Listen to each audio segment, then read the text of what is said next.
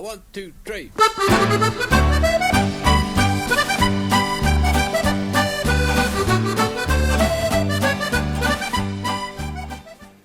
G'day, I'm Paul Michael Donovan, and this is the first instalment of Colonial Victoria. Now, the colony of Victoria, as we understand it, goes back as far as 1851, when the colony first separated from New South Wales. Up until then, the entire area had been known as the Port Phillip district of New South Wales, which had been largely used by pastoral companies for the grazing of sheep and cattle and other livestock. Now, this had been going on since 1835, when the Port Phillip district was colonised by the Geelong and Dutagalla Association, which later became known as the Port Phillip Association. This was headed by John Batman and John Faulkner, among others.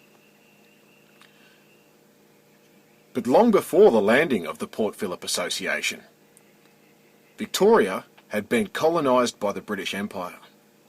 Now, what most Victorians don't know is that Victoria started in 1803 as a penal colony. The settlement was in Sullivan Bay, which later became Sorrento. Cue the time-space continuum ship.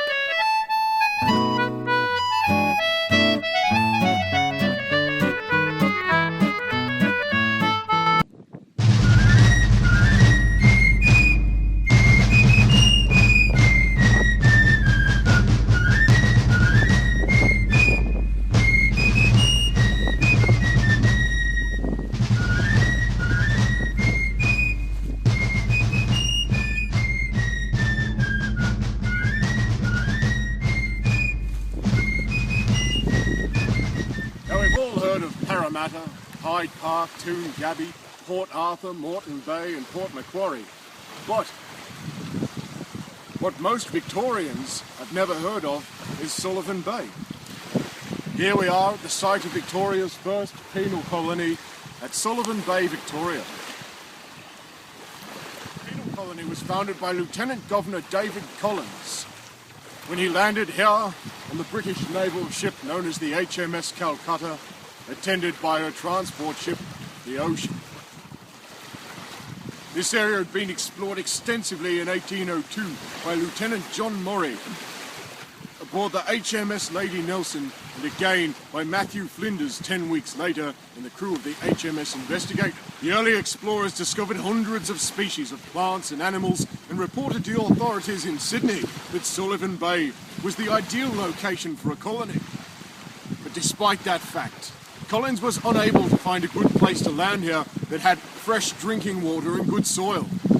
On the 13th of October 1803, he landed here at Sullivan Bay, which he named after the Under-Secretary of the Colonial War Department. The colony consisted of Lieutenant Governor David Collins in charge of 307 convicts, some with wives and children, 51 soldiers, 17 free settlers, some of those with wives and children, and a government staff of 12, along with a clergyman known as the Reverend Knopwood. The group of approximately 400 people arrived at Port Phillip Bay on the 6th of October and the 8th of October 1803 respectively. Only 14 people died on the trip. The settlers quickly went about building a colony here, loading and unloading the required equipment from the ships. They used convict labour to construct water filters, farms, houses and other civic buildings. They began tilling the soil for small vegetable and herb gardens. Among the few children here in the colony was John Pascoe Faulkner, who was to return here later in his life and become one of the key players in Victoria's colonisation. 21 of these convicts escaped, which baffled Collins. He claimed that these were the best fed and dressed convicts anywhere in New South Wales. Collins claimed that the convicts here were comparatively well treated and had excellent living standards and conditions. One of the many escapees was William Buckley.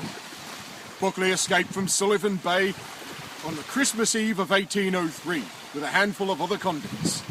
Some returned to the site, others died. Buckley alone survived for long enough to make it to the other side of Port Phillip Bay. By the time Buckley had second-guessed himself and decided to return to the colony, he got back here to find that the colony had already been abandoned. Buckley walked back around the bay. where soon he met with the Wathaurong people, with whom he assimilated and stayed. Buckley saw no sign of the British Empire thereafter until he met with John Batman's party at Indented Heads in 1835. The colony at Sullivan Bay was short-lived. Collins had been offered a grant to settle in Van Diemen's Land, and the colony of Sullivan Bay failed. The settlement was dismantled by convict labour and transported in 2 trips aboard the transport ship Ocean. They transported the colony to the Derwent River in Van Diemen's Land. The first trip was on the 30th of January 1804.